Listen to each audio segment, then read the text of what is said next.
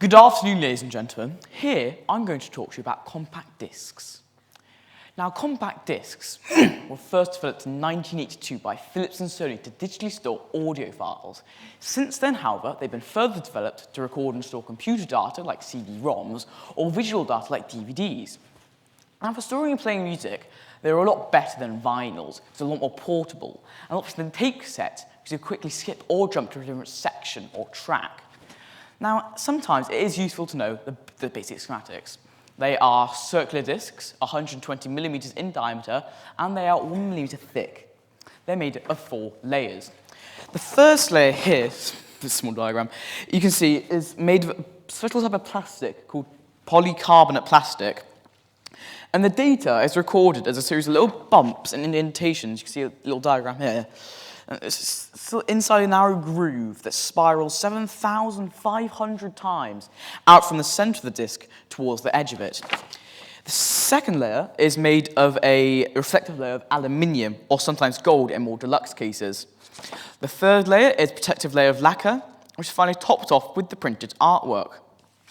Now, when a CD is put into the player, an infrared laser beam here is shot out of an emitter and shone right into the narrow groove where all the data is recorded, and it reflects off the little bumps and indentations, again, you can see here, which is helped by the reflective metal layer, and records the differences between the bumps. You know, some might be this size, some might be this size, as a series of ones and zeros. This binary code is converted into an electrical signal sent down through the wires and converted into sound by the loudspeakers. Now, CDs can hold about 700 megabytes of data, which corresponds to about 80 minutes of audio. And the first album available on CD was by ABBA in 1982.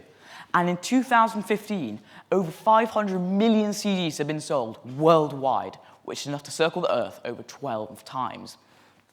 Since then, however, and even before that, CDs have experienced a severe decrease in popularity, being replaced by digital MP3s and streaming services like Spotify. But there is hope. Just like vinyls, there has been a resurgence, especially for serious music lovers, because the quality of the recording is far superior to standard MP3s. Thank you.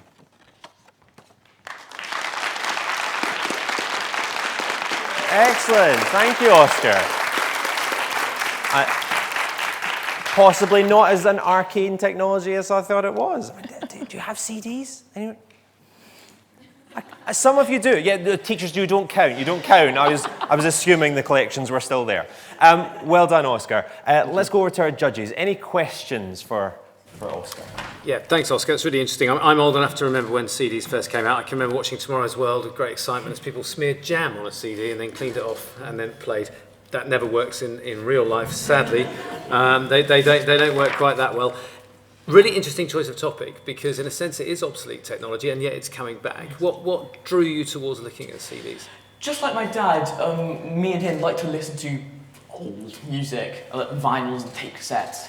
And I sort of found that CDs might be a little bit more fresh in the mind of some of the people because they're not as far back as tapes. And I thought it was a really interesting topic and how they're still much better than MP3s, even though MP3s are more popular. Yeah, nice. So if you don't remember rewinding a cassette like that, then you weren't alive during the 80s. Thanks, Oscar. Joe. Yeah, really interesting talk. All my CDs are still in alphabetical order, but that's just me. I'm just wondering, what was the most interesting thing that you discovered when you were doing your research? I think the most interesting was how many CDs have been sold. More than 500 million in just 2015. Incredible number. Yeah. Quite surprising, actually. Yeah. Well, well done. Thank you. Thanks, Oscar. Oscar, thank you very much. Well done. You go back down to your seat.